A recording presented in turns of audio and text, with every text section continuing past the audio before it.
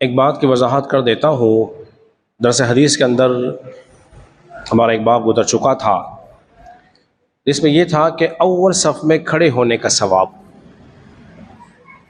ये बच्चे माशाल्लाह देखो, उनका शौक़ देखिए कि ये जल्दी आते हैं और पहली सफ़ में खड़े होते हैं। ये बच्चों का शौक़ है और होना भी ऐसा ही चाहिए। लेकिन अफसोस ये होता है कि बड़ा आदमी पीछे नज़र आ रहा है, छोटा आगे नज़र आ रहा है। तो क्या ही अच्छा हो कि बड़े आदमी भी आगे हों जिस तरह बच्चे आगे हो रहे हैं। फिर उनको पीछे करना उनकी दिल आज़ारी होती है, मुनासिब नहीं होता। तो बेहतर ये है कि बड़े बड़े सबसे पहले आगे आके बैठे, और जो बच्चे आते हैं माशाल्लाह नमाज़ पढ़ने के लिए, उनके लिए मेरी गुजारिश ये है कि बजाय वो सफ़ के बीच में खड़े होने के, सफ़ के दाएं तरफ या बाएं तरफ खड़े हो जाएं तो ज़्यादा आसानी हो जाएगी। चलते हैं अपने दरस हदीस की तरफ। दरस हदीस के अंदर हमारा एक नया बाब शुरू हो रहा है, वो है दुरूद पाक का बाब। और एक बाब था शुक्र का बाब। शुक्र पे भी हम बहुत सारी बातें अबदात के सामने बयान कर चुके हैं, बस उनमें से एक बात बयान कर देता हूँ। वो ये है, अल्लाह तबारक व तआला ने शाह फरमाया, ला इन शकरतुम लअज़ीदन्नकुम, तुम मेरा शुक्र अदा करो मैं तुम्हें और दूंगा। इस कुरानी आयत से ये बात मालूम हो रही है कि जैसे जैसे बंदे का शुक्र बढ़ता रहता है, वैसे वैसे अल्लाह तबारक व तआला बंदे का रिज़्क़ बढ़ाता रहता है। जितना शुक्र ज़्यादा, उतनी अल्लाह की रहमतें, बरकतें और रिज़्क़ भी बोलिए ज़्यादा हो रहा है। और इसकी गारंटी किसी इंसान की दी हुई नहीं है, खालिक कायनात की दी हुई है। फरमाया तुम मेरा शुक्र अदा करो मैं तुम्हें और दूंगा। और रब की बातें बदलती नहीं है, उसकी बातें गलत नहीं होती। अल्लाह की बातें सारी क्या होती हैं बोलिए, सच्ची होती है। सदक़ल्लाह, अल्लाह की बातें, अल्लाह का कलाम सबसे सच्चा होता है और अच्छा होता है। चलते हैं दूसरी हदीस मुबारका की तरफ, जो कि नया बाब शुरू हो रहा है। वो दूध पाक का बाब है। और दूध पाक की फजीलत में बहुत सारी हदीस मुबारका आप हजरात मुझसे भी और दीगर उलमा से भी आप हजरात सुनते रहते हैं।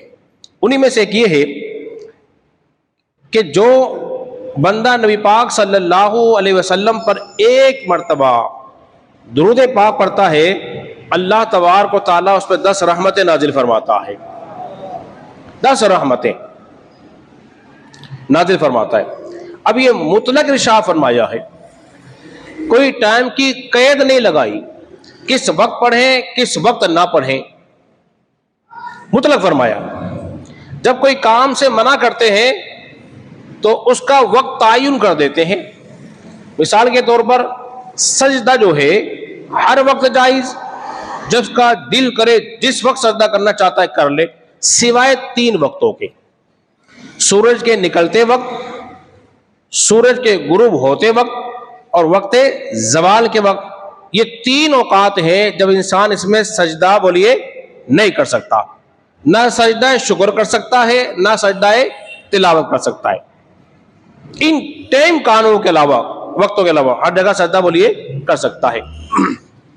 ऐसे ही रसूलुल्लाह ने जो फरमाया, जो मुझ पे एक बार दुरूद पाक पढ़ेगा, खालिक कायनात उस पर 10 रहमतें नाजिल फरमाएगा।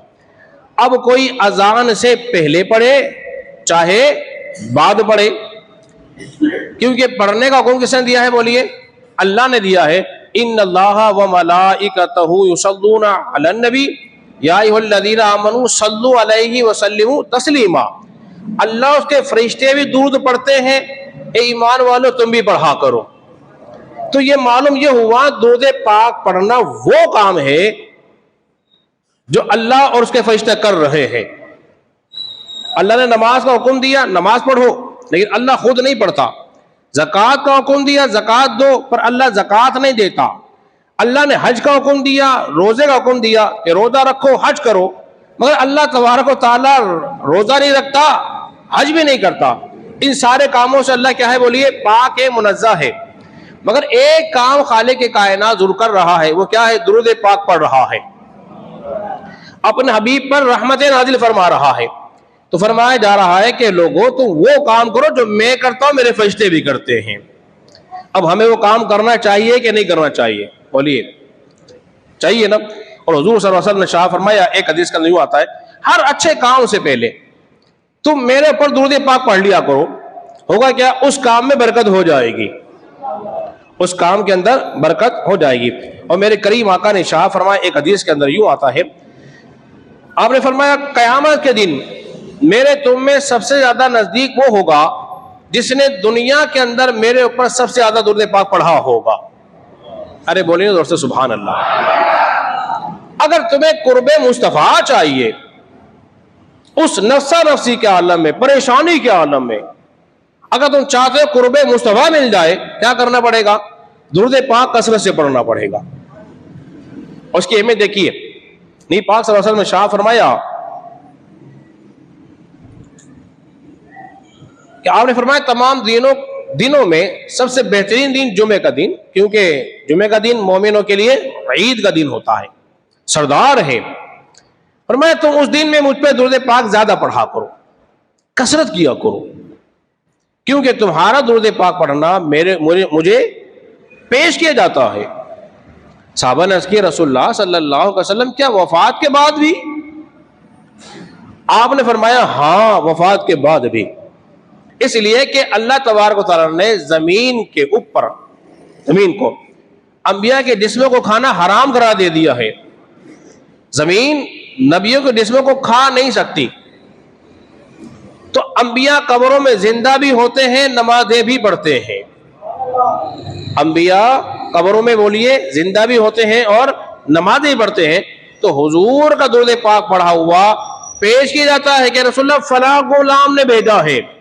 अब बताइए, जिस आका के सामने बार बार आपका नाम होगा, बार बार नाम लिया जाएगा, तो वो करीम आका जब राजी हो जाएंगे तो फिर करम हो जाएगा, करम हो जाएगा। तो करम के लिए चाहिए तो हमें कसरत से दुरूद पाक बोलिए पढ़ना चाहिए। आखिरी हदीस मुबारक फिर अपनी गुफ्तगू खत्म करता हूं।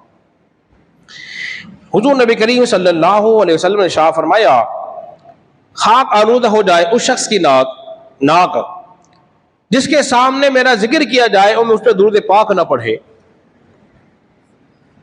जिसके सामने मेरा जिक्र किया जाए और मेरा नाम लिया जाए, मुझ पर दुरूद पाक ना पढ़े।